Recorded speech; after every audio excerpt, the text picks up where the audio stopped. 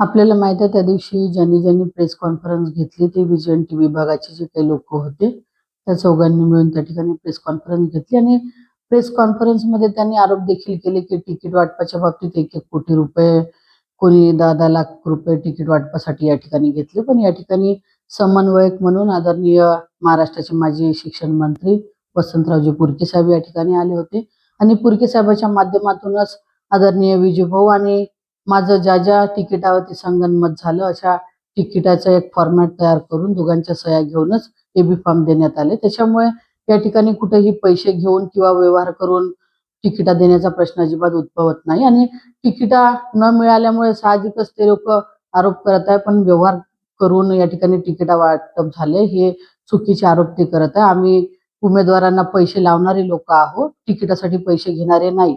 त्याच्यामुळे असे बिनबुडाचे आरोप जर का कोणी करत असेल तर हे आरोप आम्हाला अजिबात मान्य नाही.